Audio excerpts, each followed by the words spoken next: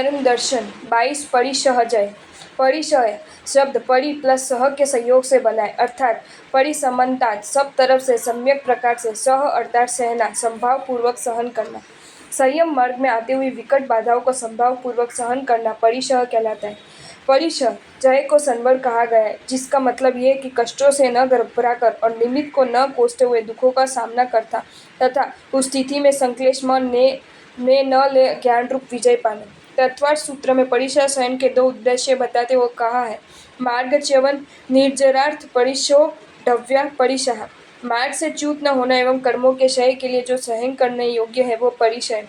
परिसह सहन करने का प्रथम उद्देश्य है मार्ग च्यवन, यानी जो साधक वितराग मार्ग पर चल रहे हैं उससे च्युत नहीं होना, अर्थात उसमें स्थिर बने रहना। दूसरा उद्देश्य निर्जरा, यानी पूर्वबद्ध कर्मों के क्षय के लिए परिसह सहन करना चाहिए।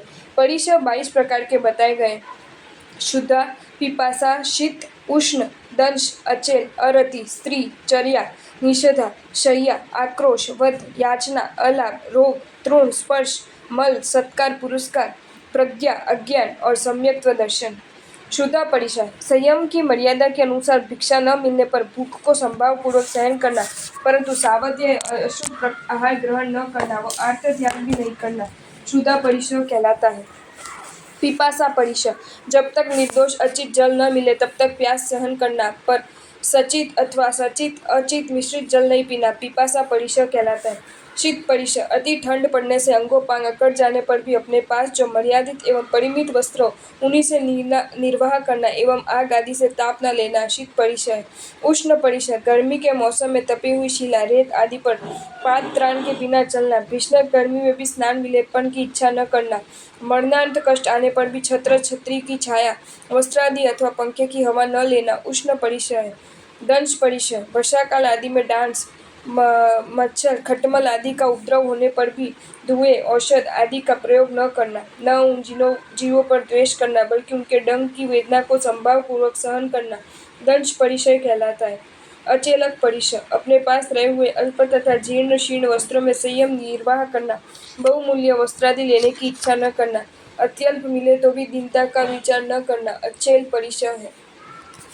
अरति परिसह, अंगीकृत मार्ग में अनेक कठिनाइयों के कारण अरुचि का प्रसंग आने पर भी मन में अरुचि, अप्रसन्नता, वैर भाव न लाते हुए धैर्य पूर्वक संयम मार्ग में रुचि रखते हुए दृढ़ रहना अरति परिसह है। स्त्री परिसह, पुरुष या स्त्री साधक को अपनी साधना में विजातीय आकर्षण या मोह का प्रसंग आने पर न ललचाना, संभाव एवं ज्ञान बल से मन को मोड़ना स्त्री परिसह कहलाता है।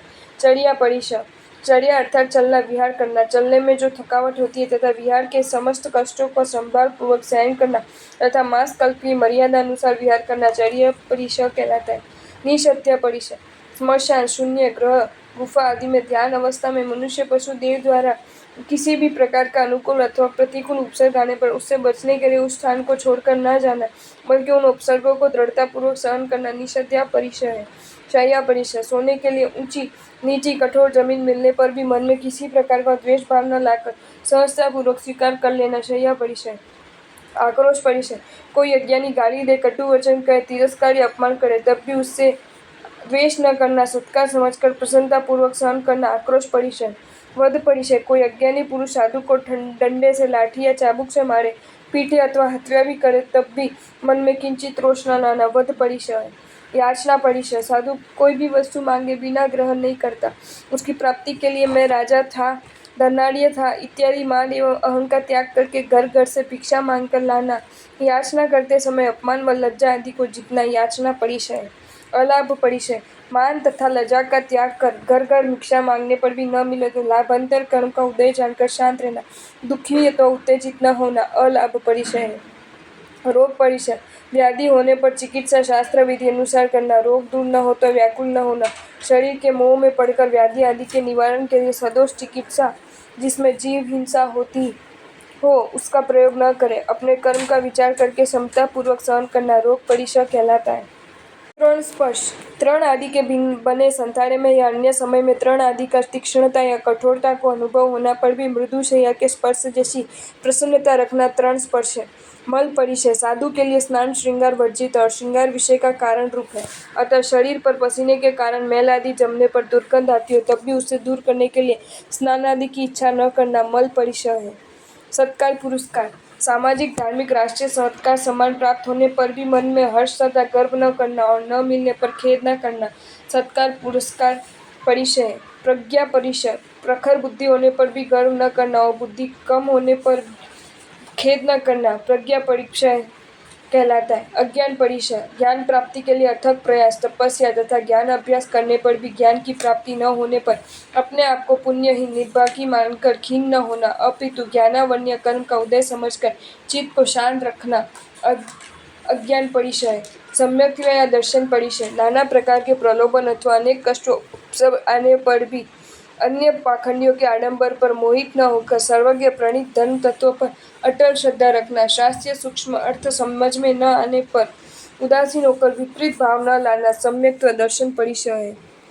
किस कर्म के उदय से कौन सा परिचय होता है? ज्ञानावन्य प्रज्ञा अज्ञान अंतराय अलाभ दर्शन मोहनीय सम्यक्त्व दर्शन चारित्र मोहनीय अचेलक अरति स्त्री निषद्या आक्रोश याचना सत्कार पुरस्कार वेदनीय शुदा तृषा शीत उष्ण दंशमशक चर्या शैया वध रोग तृण स्पर्श मल एक साथ एक जीव को एक से लेकर 19 परिचय संभव है। 19 कौन से? उष्ण शैया शीत चर्या निषदा 19 1+1 + 17 शेष 5 चारित्र साधक जीवन का मूलाधार चारित्र है। चय यानी 8 कर्म का चय संचय उसे रिक्त खाली करने वाला अनुष्ठान का नाम चरित्र है अर्थात आत्मिक शुद्ध दशा में स्थिर रहने का प्रयत्न करता ही चारित्र है।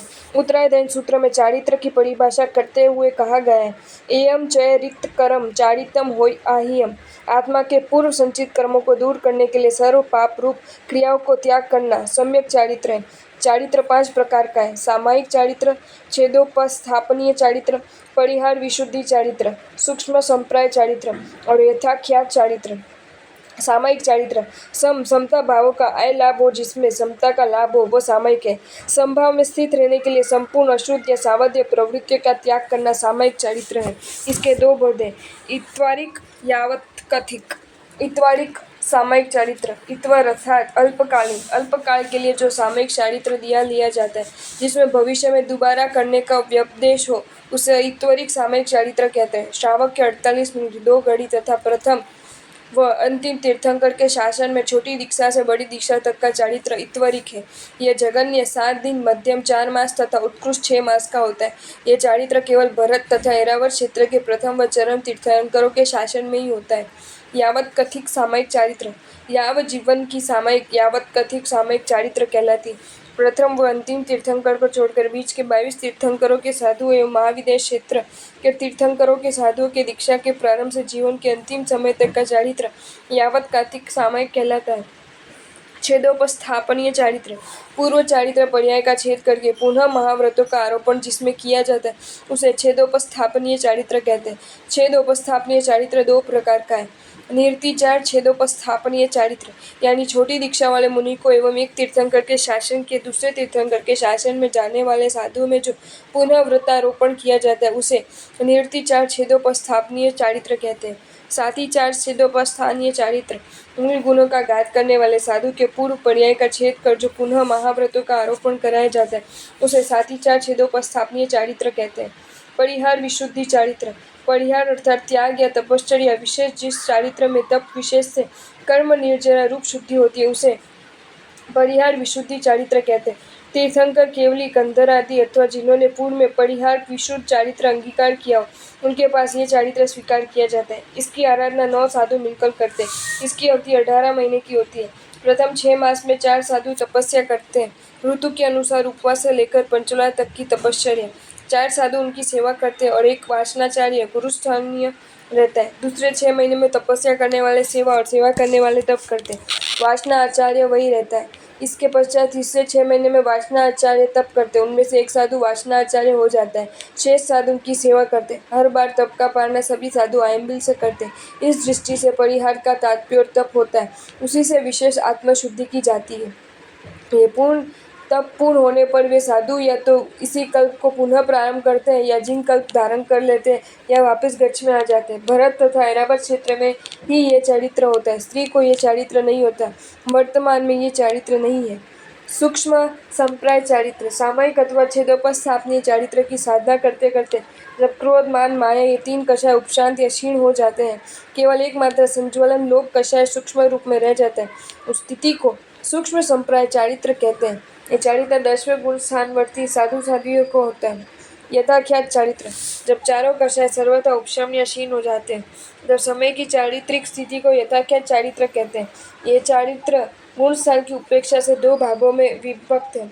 उपचात्मात्मक यथाख्यात चारित्र है, शयात्मक यथाख्यात चारित्र। प्रथम चारित्र 11वें गुण स्थान वाले साधक और द्वितीय चारित्र 12वें और उससे ऊपर के गुण स्थानों में होता है। इस प्रकार 5 समिति, 3 गुप्ती, 10 यतिधर, 12 पावना, 22 परिशु और 5 चारित्र ये कुल मिलाकर संवर्ग के 57 भेद होते हैं। आपको ये वीडियो अच्छा लगा हो तो इसे लाइक करें और शेयर करें, और ऐसे ही नए नए वीडियोज़ देखने के लिए सब्सक्राइब करें हमारी channel Jain facts and stories को।